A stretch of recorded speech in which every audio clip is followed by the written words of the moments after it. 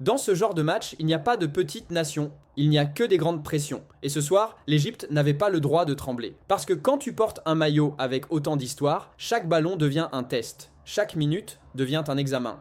Et chaque erreur peut coûter une compétition entière. Face au Bénin, ce n'était pas un simple match, c'était un match de statut. Un match où il fallait rappeler qui commande, qui maîtrise et surtout qui avance dans cette compétition. On va tout décortiquer, le jeu, les choix tactiques, les moments clés et ce que cette rencontre dit vraiment de l'Égypte pour la suite. Installe-toi bien, on part pour un vrai débrief à chaud. Bienvenue à tous sur la chaîne. Aujourd'hui, on se retrouve pour un débrief à chaud, un débrief CAN avec de la tension, des émotions et surtout du football africain dans toute sa vérité. Huitième de finale de la CAN 2025, Égypte contre Bénin. Score final, 3-1 pour l'Égypte. Qualification pour les quarts de finale. Mais attention, ce score ne raconte pas toute l'histoire, parce que ce match-là, il mérite qu'on le démonte tranquillement. On est en CAN 2025. À ce stade de la compétition, il n'y a plus de calcul, plus de gestion, plus de on verra au prochain match. Tu gagnes, tu continues, tu perds, tu sors. L'Égypte, nation la plus titrée d'Afrique, une pression énorme, une obligation de résultat. À ce niveau-là, ne pas passer les huitièmes, c'est considéré comme un échec. Le Benin outsider assumé, zéro pression, un collectif discipliné. Le genre d'équipe que personne ne veut affronter,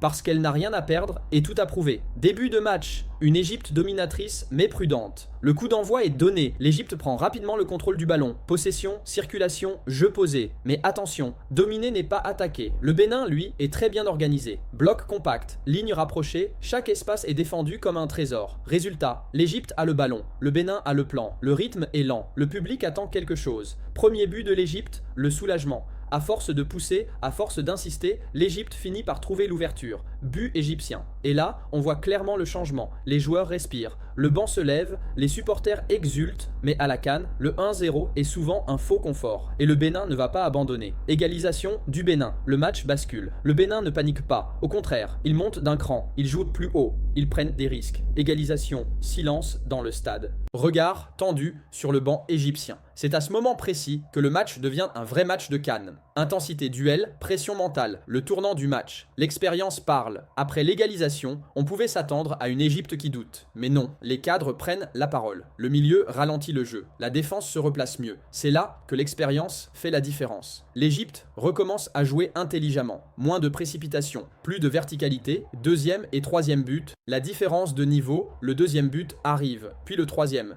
Et à partir de là, le match est plié. Pas parce que le Bénin est faible, mais parce que l'Égypte a su tuer le match au bon moment. C'est ça, les grandes équipes. Analyse tactique du match, défense égyptienne, ajustement après l'égalisation, meilleure couverture des couloirs, plus de discipline collective, milieu de terrain, récupération plus haute, meilleure gestion du tempo. Capacité à casser le rythme béninois, attaque plus de présence dans la surface, moins de ballons perdus, meilleure efficacité.